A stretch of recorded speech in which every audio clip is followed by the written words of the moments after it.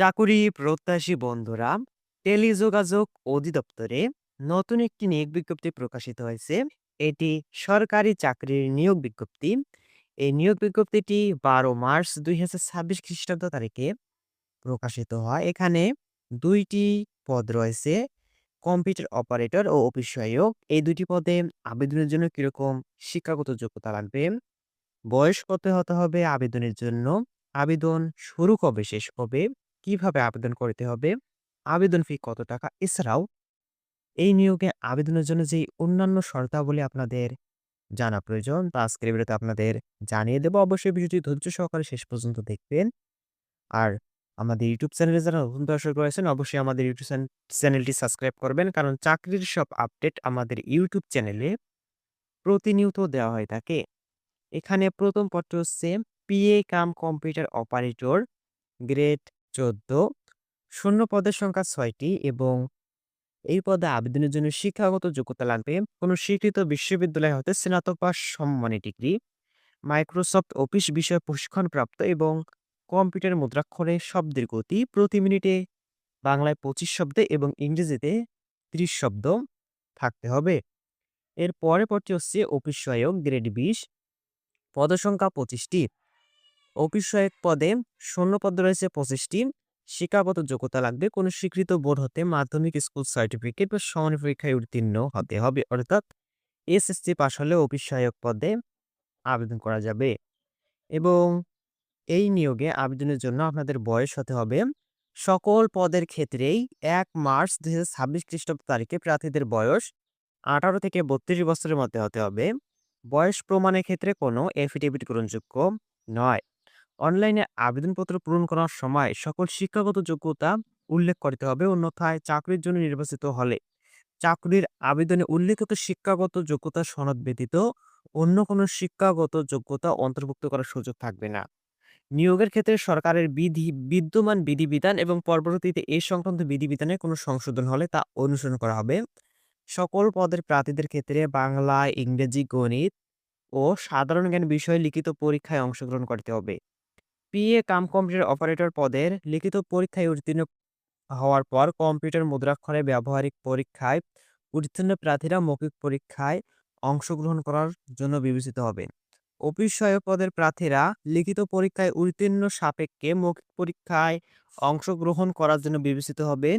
মৌখিক পরীক্ষার সময় সকল প্রকার সনদের মূল কপি এবং ডাউনলোডকৃত অ্যাপ্লিকেন্টস কপি প্রদর্শন সহ সকল সনদ সমূহের সত্যায়িত অনুলিপি জমা দিতে হবে।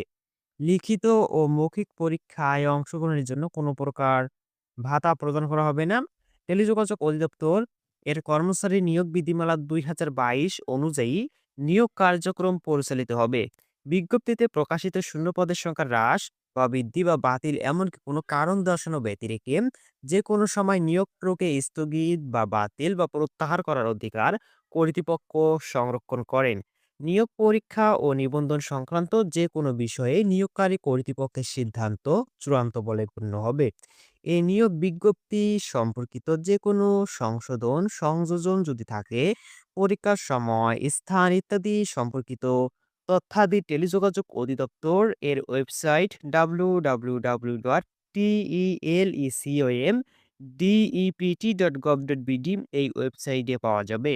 এবং এই নিয়োগে শুধুমাত্র অনলাইনের মাধ্যমে আবেদন করতে পারবেন। পরীক্ষায় অংশগ্রহণ ইচ্ছুক প্রার্থীগণ telecom.dept.teletalk.com.bd এই ওয়েবসাইটের মাধ্যমে আপনারা অনলাইনের মাধ্যমে আবেদন করতে পারবেন।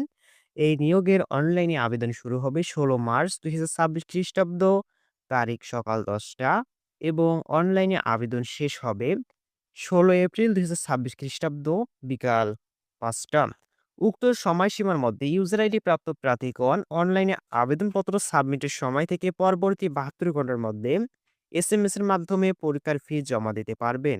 এবং এই নিয়োগে আপনাদের পরীক্ষার ফি নির্ধারণ করা হয়েছে ক্রমিক নং 1 এর জন্য প্রার্থীদের পরীক্ষার ফি বাবদ 100 টাকা ও টেলিটকের সার্ভিস চার্জ বাবদ ভ্যাট সহ অপরিহার্য 12 টাকা, সহমোট 112 টাকা।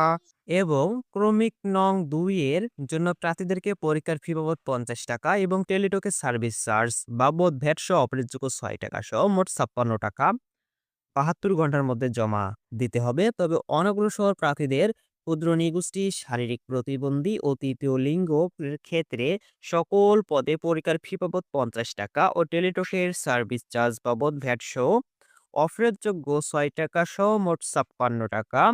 বিশেষভাবে উল্লেখ্য যে অনলাইনে আবেদনপত্রের সকল অংশ পূরণ করে সাবমিট করা হলেও আবেদন ফি জমা না দেওয়া পর্যন্ত অনলাইনে আবেদনপত্র কোনো অবস্থাতেই গৃহীত হবে না। প্রিয় দর্শক, যারা এই নিয়োগে আবেদন করবেন তারা অবশ্যই আবেদন করার ৭২ ঘন্টার মধ্যে আপনারা আপনাদের আবেদন ফি জমা দিবেন। আবেদন ফি জমা না দিলে আপনাদের আবেদন গৃহীত হবে না। যারা ভিডিওটি ধৈর্য সহকারে শেষ পর্যন্ত দেখেছেন, যদি এই ভিডিওটি আপনার উপকারে এসে থাকে অবশ্যই ভিডিওটিতে লাইক দিন এবং বন্ধুদের সাথে ভিডিওটি শেয়ার করুন। দেখা হবে আরেকটি নতুন ভিডিওতে। ততক্ষণ পর্যন্ত সকলে ভালো থাকুন, সুস্থ থাকুন। আসসালামু আলাইকুম।